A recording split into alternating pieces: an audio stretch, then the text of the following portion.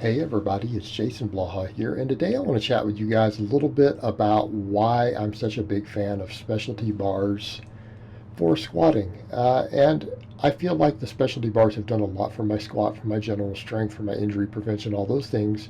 But I think one of the things that gets overlooked immediately when we're talking about these bars is that almost all of them, whether it's my safety squat bar, my rackable cambered bar, my buffalo bar, all of them are easier on your shoulders than squatting with a straight bar. So much so that we could argue that if someone is not going to power lift and they're not going to do any sort of competitive lift that requires the power bar, and this is going to sound like blasphemy, and they're particularly worried about shoulder health and maybe they have some shoulder inflammation and things like that, these barbells might be all that they need. There's no actual reason why they have to squat with a straight bar to develop all the benefits of a squat. All three of these barbells are easier on your shoulders, and particularly the safety squat and the cambered bar, because these are the two most extremes, and they're the ones that are featured in the background up above. Obviously, the safety squat bar is one with the pads on it and the handles, and the rackable cambered bar is the one to where you get inside of it and your hands are all the way down at your side. But if you look at that, you realize it's way easier on your shoulders. Way easier on your shoulders. Now, we could make the argument that probably in terms of total usefulness, the safety squat bar is probably better at building your squat. And it's not that the cambered bar isn't good, it's that the safety squat bar forces you to use a lighter weight, and it hits some of the very, very common weak points on the squat a lot harder for some people. Now, in some cases, that means if you're used to power squatting, just keeping your torso to a more upright position with it. In some cases, for some people, can make them feel more quad activation. It's not necessarily supported by the literature. I happen to be one of them, though. I feel it in my quads a lot. But the other big deal is that it works your entire upper back. And there is data supporting that. We have research showing that the mid traps, the lower traps, all of that on EMG data gets hit harder with that bar, even when less weight is used. Okay, and that's the take home, because your maxes are going to tend to be less, at least 6% lower than at least the working weights you could work with, if not more. So it tends to hammer very common weak points. And what does that mean? Well, it means if that's a weak link in your squatting is going to go up. And it also tends to be a great tool for building your deadlift, because all those muscles, and we're looking just at the traps, and most of the EMGs can't really get into the erectors of the torso, the thoracic erectors, to even measure the difference, but we could assume it is far more pronounced because of the angles involved and that we can feel them and everything else. But in terms of middle and lower traps, the activation is much higher. It's much higher while being completely shoulder friendly. So again, that's a bar that brings a lot to the table. Problem is that it is insanely uncomfortable, especially when you start getting strong at it. It is very uncomfortable, and in fact, you've got to be very, very picky on what brands you buy. But one of the big deals is going to be shoulder health. The other big deal is variation. One of the things that I preach a lot is that exercise variation and getting really strong at variations reduces our overuse issues. And why does that matter? Well, why do people get hurt? Overuse.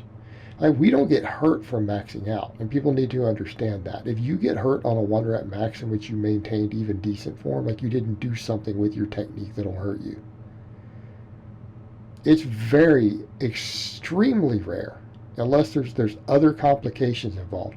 It is extremely rare for people to get injured during 1 rep maxes. It's almost always an overuse related issue. Okay? So if you have these different barbells, you can get the benefit of maxes with a lower risk of overuse. And if you have multiple of these bars, you can rotate through them. You're basically doing different exercises that hit the connective tissue and everything slightly differently.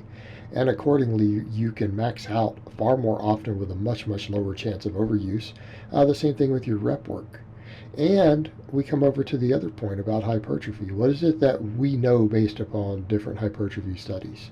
That when we do multiple exercises for the same muscle group, we tend to gain more muscle even if intensity and volume are similar. In other words, just doing, like, let's say you did 10 sets of one exercise per week for a muscle, even if you think it's the greatest exercise ever, versus doing 2 or 3 different exercises in which you do 10 total sets, again with the same level of intensity, we usually see more muscle growth in the wider variation training. Well, these different barbells count. These qualify as different lifts in regard to this, just as much as changing to different things that you do in smaller movements. So all the muscles involved in squatting, we are hitting them from slightly different angles. This can lead to more hypertrophy if we have access to these different bars. Okay. The other big deal, they remove your concerns about misgrooving, because misgrooving is something that is often misunderstood. A lot of times guys will say, oh, I misgrooved, and therefore I missed that lift. Well, what does that really mean? That's actually a cop-out. What that actually means is that you were too weak to complete the lift, or at least one muscle in your body. If it's a serious misgroove, why do we misgroove on a heavy weight? We have a weak muscle, or weak muscles in the kinetic chain, or a support muscle, or something else that when it gets weak, we pull into a bar path we can't handle. We missed the lift because we were too weak. And it'll be called misgroove, but what a misgroove really means is that it's form breakdown due to a muscular weakness. You wouldn't have just used better form. What people call misgroove is a cop-out to claim that had they just got the groove better, they were strong enough to lift it. Well, that's not true. It's generally not true, not on a lift that you have practice on. So, what do these bars do? These bars pull you in 2 opposite directions from the squat. And why does that matter? So let's say you take the cambered bar and the safety squat bar. The cambered bar tends to pull you back. It tends to swing you backwards. Okay? Whereas in the safety squat bar pitches your torso forward. They pull you in opposite directions. So if you get strong at both of those, just like you can do with a lot of different bars and variations that we do on training, if you get strong at both of those, what happens if your body tries to pull you out of the groove? You've developed the muscles to complete the lift.